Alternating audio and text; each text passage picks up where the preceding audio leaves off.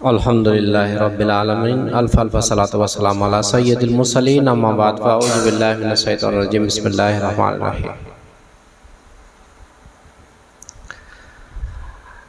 अला बिज़िक्रिल्लाह तत्मइन्नुल क़ुलूब सदक़ल्लाहुल मौलाना अज़ीम व सदक़ रसूलुहुन नबियुल करीम। आज के সভায় যারা উপস্থিত আছেন তাদেরকে সহৃদয় ধন্যবাদ জানাচ্ছি, ইসলামিক অভিনন্দন। আসসালামু আলাইকুম ওয়া রাহমাতুল্লাহি ওয়া বারাকাতুহু। খুব সারসংক্ষেপ বিষয়বস্তু, কালাম পাক থেকে এক টুকরো আয়াত তো পড়লাম, সেটা হচ্ছে আলা বিযিক্রিল্লাহ তাতমাইন্নুল কুলুব। এই কলবের শান্তি ছাড়া কিছুতে নেই। এখানে আবার খবরদার করা হচ্ছে, সাবধান করে দেওয়া হচ্ছে যে তাতমাইন মানে স্থিরতা, একটা লেভেলে আসা, জিরো লেভেলে আসা। তাতমাইন হওয়া যাওয়া মানে সুকুন পেয়ে যাওয়া, সুকুনতারি হওয়া, একটা লেভেলে আসা, জিরো লেভেলে আসা, যেখানে কোনো রকমের ভয় থাকবে না, যেখানে কোনো রকমের রঞ্জগম থাকবে না, যেখানে কোনো রকমের খৌফ থাকবে না, যেখানে কোনো রকমের দুশ্চিন্তা থাকবে না, দুশ্চিন্তা মুক্ত একটা জীবন। সেই জীবনটাই হচ্ছে জিরো লেভেলের, আর সেটাই হচ্ছে তাতমাইন হওয়া, এই কলবের সুকুন হওয়া। তো সেটা কখন হবে? আপনার এখন সব মানুষকে যদি জিজ্ঞেস করা হয় যে আপনার কি প্রয়োজন, তো বলবে টাকার প্রয়োজন। তারপরে কি প্রয়োজন? তো প্রয়োজনের শেষ নাই, এত প্রয়োজন। মরার আগেকার নিঃশ্বাস পর্যন্ত যে আরো কিছু বাঁচার দিনের প্রয়োজন, আরো কিছু নিঃশ্বাসের প্রয়োজন, প্রয়োজন শেষ নাই।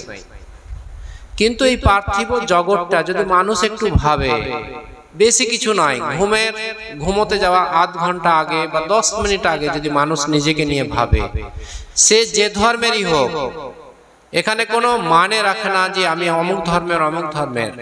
যদি আত্মবিশ্লেষণে আমরা আমাদের আত্মার যদি বিশ্লেষণ করি, তাহলে দেখবো আমরা একটা মানুষ হিসেবে পরিগণিত হব। আমরা এখন মানুষ ঠিকই, আমাদের হাত দুখানা আছে, আমাদের পা আছে, আমরা খাই, আমরা বংশ বিস্তার করি, আমরা ঘুমোই। তা আমরা যে যে কাজগুলো করি সেগুলো তো একটা পশুতেও করে। তো ডিফার কি? আমার সঙ্গে একটা পশুর ডিফারেন্সটা কি? আমি বংশ বৃদ্ধি করি, পশু বংশ বৃদ্ধি করে। আমি ঘুমাই, পশুতেও ঘুমাই। ঠিক অনুরূপ ভাবে আমরা যেমন হাঁটাহাঁটি করি, আমাদের যেমন বৃদ্ধি আছে, একটা পশুরও সেরকম বৃদ্ধি আছে। তাহলে একটা মানুষ হয়ে লাভটা কি হলো? একটা মানুষ যার মানবতা জ্ঞানটাই নাই, একটা মানুষ হয়ে যার মানব কল্যাণ বোধ নেই, যার মানব মস্তিষ্কের ফসলটাই শেষ হয়ে গেছে, যার বিবেক শেষ হয়ে গেছে, সে তো পশুতুল্য সমাজ, সে তো পশুতুল্য মানুষ। আর ইসলাম একটা মানুষকে পূর্ণ মানুষ করে। আর এই আয়াতে কোরআন হুজুরের বক্তব্যে আমরা শুনলাম একটু আগেই, যে এই রিয়াকার, এই ভণ্ডামি, এই দিখাওয়া, এই বাহ্যিক আবরণ, এই বাহ্যিক কার্যকলাপ, এই বিনম্বনা, এই সাফিক্স প্রিফিক্স, এগুলো আপনার কাজে আসবে না প্রিয়বর। আপনি সুন্দর কাপড় পরলেন, আপনি লম্বা টুপি পরলেন, আপনি স্পটিকের নাই জামা পরলেন, এ কাজ কিছু আসে না যদি আপনার মনটাই সঠিক না হয়। ওরা হারি হুজুর বলতেন না, ওরা হাজির হুজুর বলতেন, হযরত আলিমউদ্দিন শাহ রহমাতুল্লাহ আলাইহি, আল্লাহ ওনার উপর রাজি, নিশ্চয়ই রাজি। উনি বলতেন যে বাবা, যার মন ভালো তার সব ভালো, যার মন ভালো তার সব ভালো, আর যার শেষ ভালো তার সব ভালো।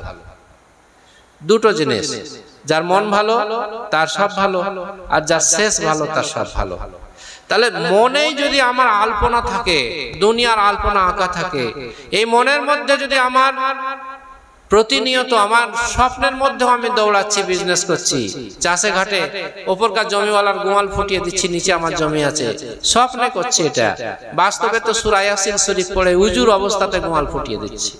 হায় হায় পরিস্থিতি! আজকে আমাদের এই মানবিক মূল্যবোধটা হারিয়ে যাচ্ছে দিন দিন। আজকে ইসলামী শিক্ষার প্রতি, ইসলামী শিক্ষা বলতে কি পুঁথিগত শিক্ষার কথা বলছি না, যে কোনো শিক্ষাই হোক, সেটা ইসলামী হোক আর ন্যাচারাল হোক কালচারাল হোক, যে কোনো শিক্ষাতে যদি মানবিক মূল্যবোধটা হারিয়ে যায় তাহলে ওই শিক্ষার কোনো দাম থাকে না। আমাদের সমাজের সংস্কারটা শেষ হয়ে যাচ্ছে, আমাদের সমাজের ডিসিপ্লিননেস সেটা শেষ হয়ে যাচ্ছে। আর ইসলাম এত সুন্দর ডিসিপ্লিন শিখায়, এত সুন্দর ডিসিপ্লিন শিখায়। আলেমদের সমাজে একরকম ডিসিপ্লিন, আর আল্লাহর ওলিদের সংস্পর্শে একরকম ডিসিপ্লিন। তো যে ডিসিপ্লিন বাহ্যিক অবয়ব শিখায় সেটা মাদ্রাসায় শেখানো হয়, যে কি করে কাপড় পরবে, কি করে উজু করবে, কি করে নামাজ পড়বে, কি করে তাহাজ্জুদ পড়বে, কি কি সূরা পড়বে, এগুলো মাদ্রাসাতে পাবেন ব্রাদার। আর ফকিরের দরবারে খানকাতে যেগুলো পাবেন সেটা হচ্ছে বস্ত্র নিয়ে আলোচনা হয় না এখানে, যে কত লম্বা বস্ত্র পরবে, টুপিটা গোল পরবে না লম্বা পরবে, এরকম হয় না। এখানে শুদ্ধকরণ করা হয় নিজের আত্মাকে, নিজের আত্মাকে কিভাবে সংশোধন করবে, নিজের আত্মার বিশ্লেষণ কি করে করবে। তুমি নামাজ পড়তে যাচ্ছ, মন তোমার বসছে না, তুমি প্রভুকে ডাকতে যাচ্ছ এক কায় মানবাক্যে নিভৃতে একান্তে, তুমি কেঁদে ফেলছো, তোমার কাঁদনটা আসছে না, এ ভৌতিক কাঁদন হচ্ছে, এ রিয়াকারিতা হচ্ছে। তাহলে তুমি তোমাকে হাজির করবে, তুমি তোমার সামনে উপস্থিত করবে। যখন তুমি তোমার সামনে উপস্থিত করতে পারবে নিজেকে, তখন দেখবে তুমি সফল কাম হয়ে যাবে। তুমি তোমার মুর্শিদকে চোখের সামনে দেখতে পাবে, তুমি তোমার বিপদ তার সামনে তুমি ব্যক্ত করতে পারবে। তুমি তোমার দুঃখে কষ্টে যখন তুমি অশ্রুসিক্ত হবে, যখন তুমি কাঁদবে, তখন তুমি দেখবে যে তোমার কাঁদনের পরটা যে কি এক বিশাল শান্তি, সেটা যারা করে, যারা পেয়েছে তারাই অনুভব করতে পারে।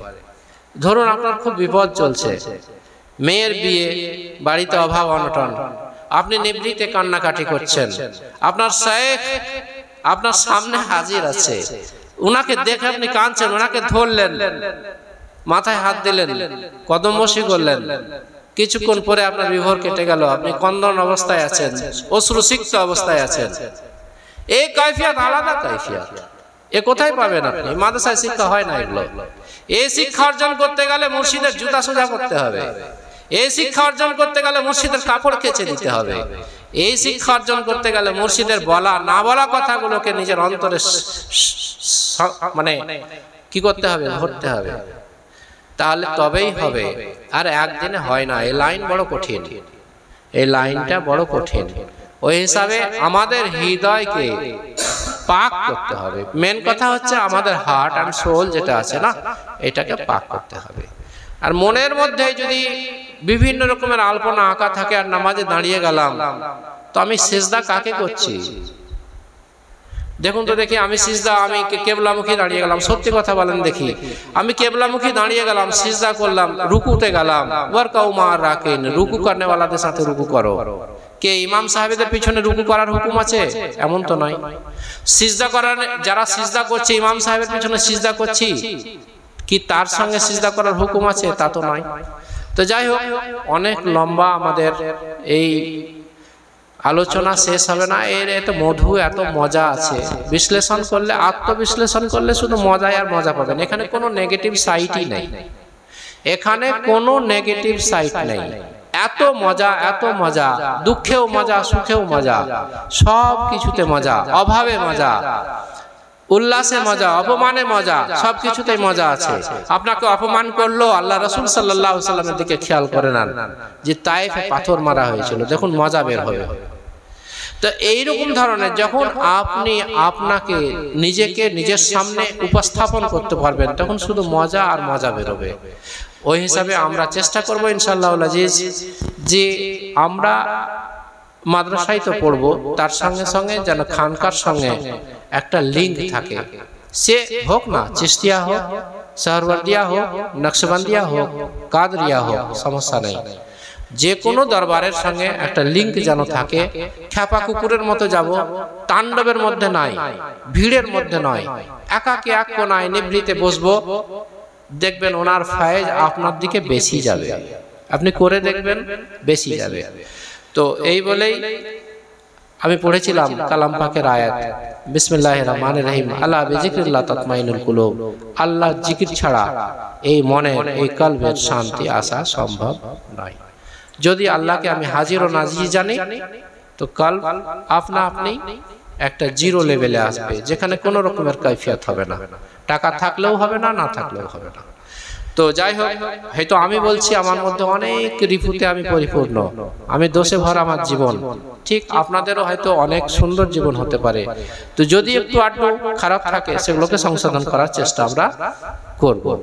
যে বয়সেরই হই, আমাদের তো মরণের কোনো সময়সীমায় নেই না, যে আমরা আগামীকাল মরবো না আজকেই মরবো। তো ওই হিসাবে আমাদেরকে নিজেকে সংযত থাকতে হবে। তো ঠিক আছে, আলহামদুলিল্লাহ আমরা চেষ্টা করব, এই আমাদের বিশ্বাস। এখন ফাতিহা নাকি?